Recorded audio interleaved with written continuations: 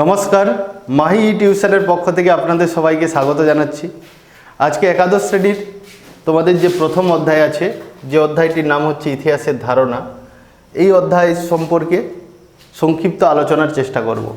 প্রথমেই বলে রাখি যে এই অধ্যায় সম্পর্কে কোনো বড় প্রশ্ন আসে না, মূলত শর্ট প্রশ্নই এই অধ্যায়ের থেকে আসে। তাই এই অধ্যায় থেকে মূলত শর্ট প্রশ্নের উপর জোর দিতে হবে এবং শর্ট প্রশ্নগুলোকে ভালোভাবে পড়তে হবে। তো প্রথমে তোমাদের চ্যাপ্টারের নামকরণ অনুসারেই বুঝতে পারছো চ্যাপ্টারের আলোচনার মূল বিষয়বস্তু কী হতে যাচ্ছে।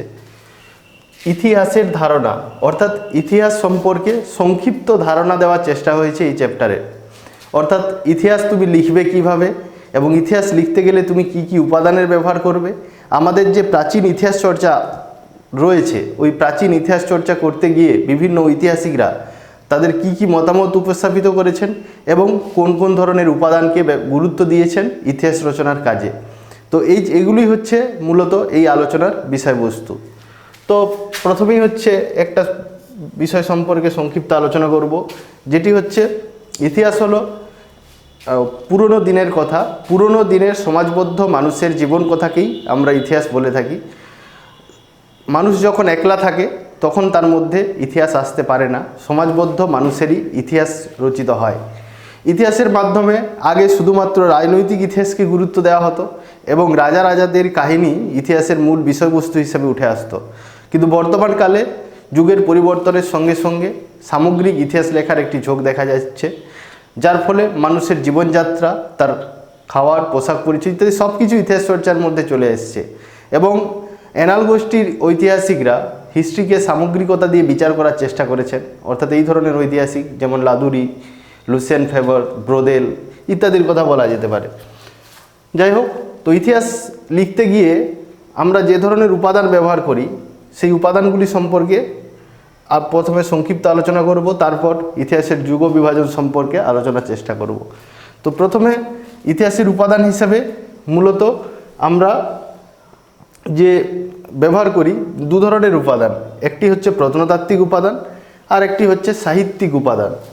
প্রত্নতাত্ত্বিক উপাদান বলতে আমরা কি বুঝি? প্রত্নতাত্ত্বিক উপাদান বলতে আমরা বুঝি যে জিনিসগুলো, সেগুলি হচ্ছে প্রথম শিলালিপি। অর্থাৎ অতীতকালে মানুষ বা কোনো রাজা তার রাজত্বের কাহিনী বিভিন্ন শিলালিপিতে খোদাই করে রাখত এবং সেই শিলালিপিগুলি বর্তমান পাঠোদ্ধার হয়ে সেই সময়ের ইতিহাস আমরা জানতে পারছি। এই ধরনের বহু শিলালিপি আমি যদি ভারতের প্রেক্ষিতে বলি পাওয়া গেছে। যেমন সমুদ্রগুপ্তের রাজত্বকাল সম্পর্কে আমরা জানতে পারি এলাহাবাদ প্রশস্তি থেকে, বা অন্যভাবে দেখতে গেলে যে জুনাগড় লিপি থেকে আমরা রুদ্রদামন সম্পর্কে জানতে পারছি। আবার দ্বিতীয় পুলকেশী সম্পর্কে আমরা জানতে পারছি আইহোল প্রশস্তিতে। আবার অশোকের শিলালিপিগুলো অশোকের ধর্মীয় বা অশোকের ধর্ম সম্পর্কে জানতে আমাদের সাহায্য করছে। অর্থাৎ শিলালিপি ইতিহাস রচনার ক্ষেত্রে একটি গুরুত্বপূর্ণ ভূমিকা নিচ্ছে। এখান থেকে শর্ট প্রশ্ন যেগুলো করবে তা হলো এই যে আমি নাম বললাম বিভিন্ন শিলালিপিগুলো, এগুলো কার শিলালিপি এবং কে খোদিত করেছিলেন। দ্বিতীয় যে বৈশিষ্ট্যর কথা বলবো বা ইতিহাস লেখার উপাদানের কথা বলবো সেটি হলো স্থাপত্য ও ভাস্কর্য। বিভিন্ন স্থাপত্য এবং ভাস্কর্য থেকে আমরা সেই সময়কার সাংস্কৃতিক ইতিহাস যেমন জানতে পারছি, ঠিক তেমনিভাবে সেই সময়কার রাজত্বকাল সম্পর্কেও কিন্তু জানা যাচ্ছে।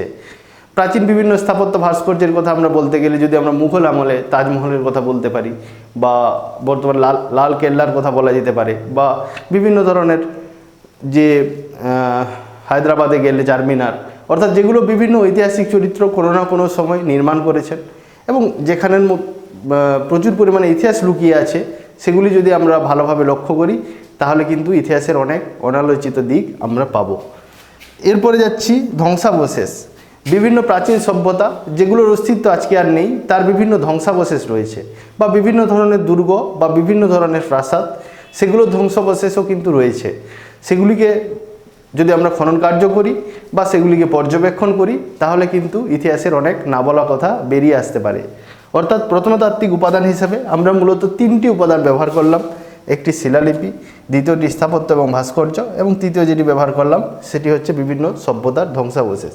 এরপরে আমি যে উপাদানগুলোর কথা বলবো সেটা হচ্ছে সাহিত্যিক উপাদান। সাহিত্যিক উপাদান কি?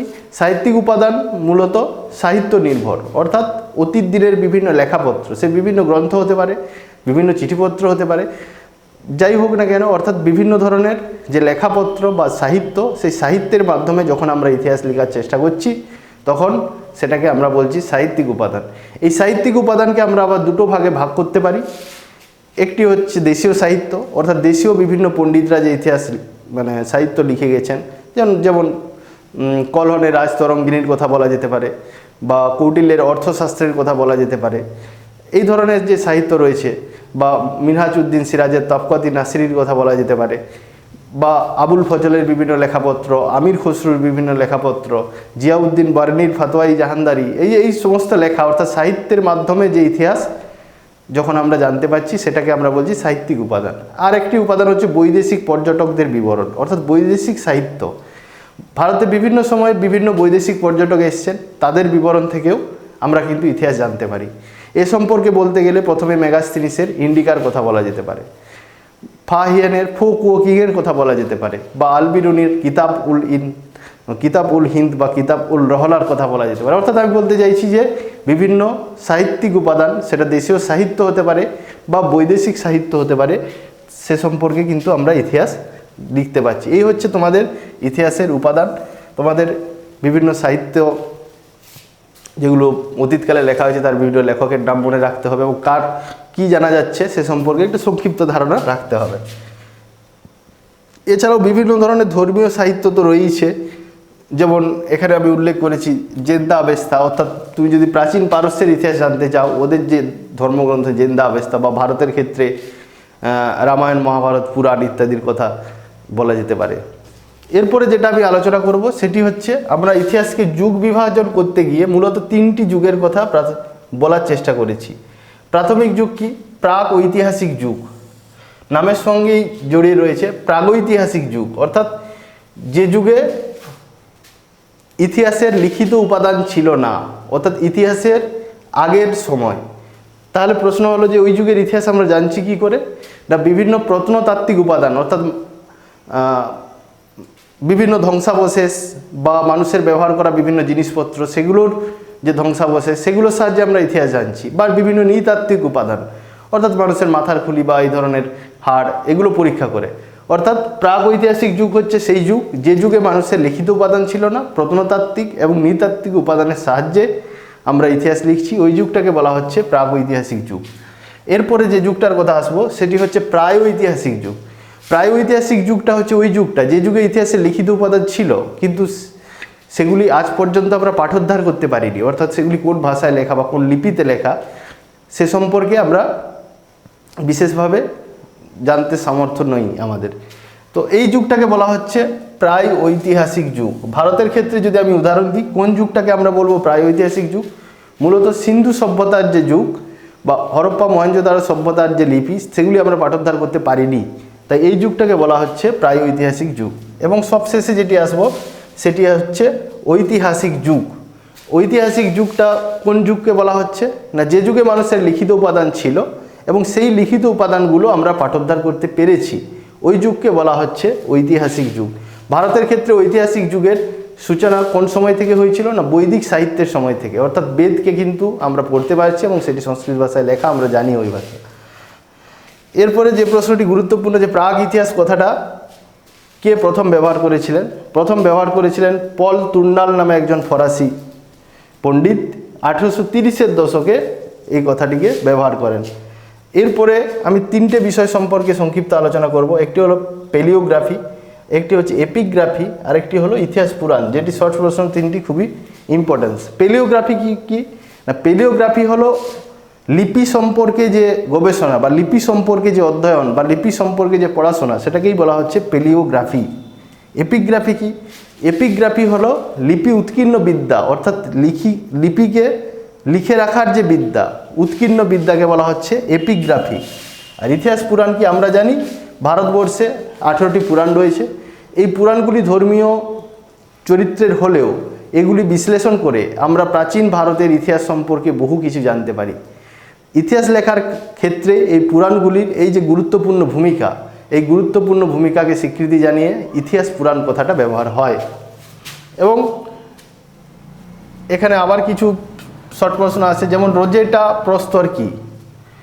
নেপোলিয়নের মিশর আক্রমণের সময় একজন ফরাসি পণ্ডিত তথা নেপোলিয়নের সেনাপতি রোজেটা নামক স্থানে একটি পাথরে উৎকীর্ণ লিপির আবিষ্কার করেছিলেন, যেটাকে বলা হচ্ছে রোজেটা প্রস্তর লিপি।